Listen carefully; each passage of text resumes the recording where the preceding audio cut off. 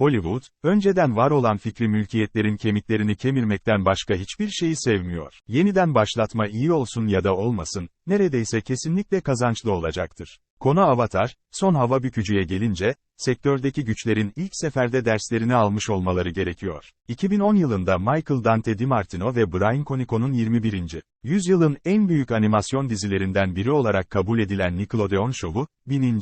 Night Shyamalan tarafından Son Hava Bükücü'de uyarlandı. Bu film yaygın olarak 21. yüzyılın en kötü filmlerinden biri olarak kabul ediliyor. Maalesef Netflix'in kanlı canlı ve CGI uyarlamasını yapmasını engellemedi. Bu konuda söylenecek en iyi şey en azından Shyamalan'dan daha iyi bir iş çıkardıklarıdır. Orijinali gibi Albert Kim'in Avatar, Son Hava Bükücü versiyonu da 4 temel kültüre bölünmüş bir dünyada geçen fantastik bir macera hikayesidir. Su kabileleri, toprak krallığı, ateş ulusu ve hava göçebeleri. Her birinde, bükücüler, olarak adlandırılan belirli insanlar, ister savaşmak, ister iyileşmek, inşa etmek veya uçmak için kullansınlar, kendi yerel unsurlarını manipüle etme yeteneği ile yeteneklidir. Bir de, dördünü de bükebilen, insanlar ve ruhlar arasındaki dengeyi korumakla görevli, ebediyen reenkarnasyona uğramış seçilmiş kişi olan Avatar var. Avatar başladığında Ateş Lordu Sözin dünyaya savaş ilan etti.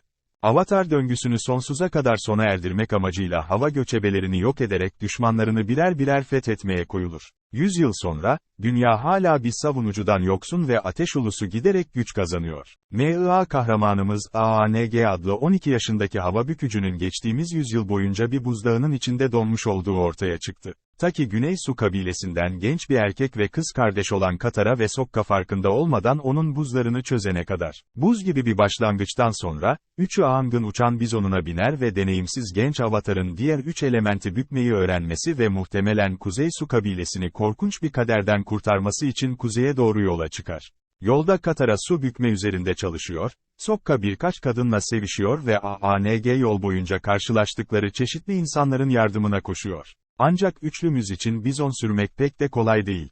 Ateş ulusunun sürgündeki prensi Zuko tarafından takip ediliyorlar ve Zuko, ancak Avatar'ı ele geçirdikten sonra eve dönebiliyor.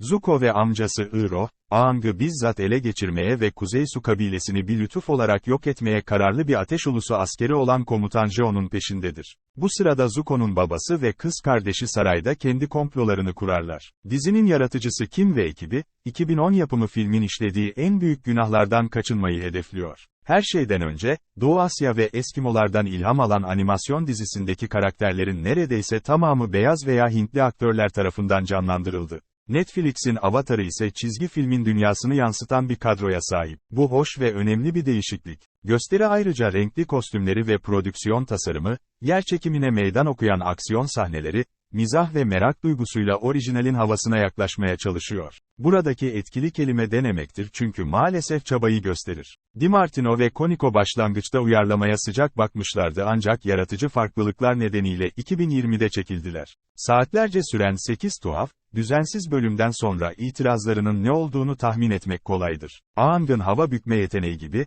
orijinal 22 dakikalık dizide birinci sınıf karakter yayları, dünya inşası, dövüş koreografisi ve zekasıyla zahmetsizdi. Keyifsiz yol maceralarını, heyecanı, ailevi travma ve savaşın ahlaki maliyeti gibi ağır konuları dengelemeyi başardı. Öte yandan bu versiyon, sert oyunculuk, yavaş tempo, robotik diyalog, dokun git CGI ve bir toprak bükücüler ordusunun kaldıramayacağı kadar fazla anlatımla ağırlaşıyor. Özellikle ilk bölüm o kadar irfan ağırlıklı ve tekrarlı ki, Avatar dünyasına yeni gelenler muhtemelen kendilerini şaşkın ve sıkılmış bir halde bulacaklar. Özellikle garip bir sahnede, Sokka ve Katara'nın büyükannesi, karikatürün açılış jeneriğindeki açıklayıcı diyaloğu kelimesi kelimesine okuyor. Hayranlara bariz bir selam niteliğindeki dizi, çizgi filmin en ikonik sahnelerinden birkaçını tek tek yeniden yaratmaya çalışıyor, öfkeli bir AANG, bükülmesiyle Güney Hava Tapınağı'nı yerle bir ediyor, Zuko bileklerinden canlı ateş püskürtüyor. Renksiz dünya. Ancak bu sekanslar yalnızca çeviri sırasında kaybedilenleri vurguluyor.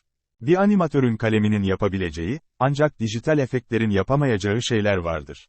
Akrobatik bir hapishaneden kaçış ve ruhlar dünyasında korkunç bir karşılaşma gibi gerçekten etkileyici birkaç set olsa da, çoğu basitçe hareketsiz hissediyor. Kuzey Kutbu'nda heyecan verici bir su bükücü karşılaşması, iki çocuğun sığ uçta su sıçratarak kavga etmesini izlemek kadar heyecan verici.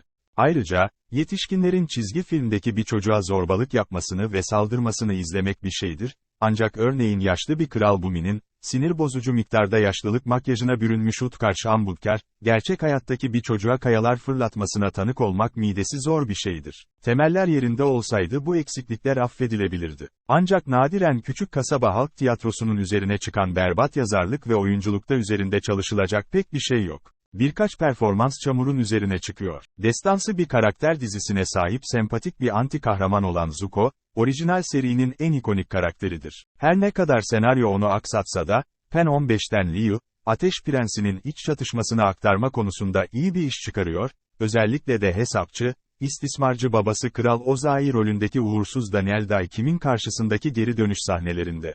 Azli, rolüne alıştıktan sonra esprili Sokka rolünde çok ihtiyaç duyulan komik rahatlamayı sağlıyor. Diğer oyuncuların çoğu debeleniyor. Genç sanatçıların çoğu kaybolmuş gibi görünürken yetişkinler sadece sıkılmış görünüyor. Sonuç olarak, Avatar'ın bu versiyonunun tam olarak kimin için olduğunu söylemek zor. Orijinal dizinin hayranları, dizinin bildikleri ve sevdikleri dünyaya dair cazibesiz, tekinsiz vadi rifiyle hayal kırıklığına uğrayacak. Yeni gelenler genel olarak ertelenebilir. Sevilen animasyon serilerinin canlı aksiyon versiyonları için yapılması gereken bir tartışma var. Örneğin Netflix'in kendi One Piece'i, klasik animenin karikatürizeliğini neşeyle kucaklayan hareketli bir remixidir. Avatar, son hava bükücü mirasının ağırlığını kaldırmak için o kadar çabalıyor ki sonunda kurşun terliyor.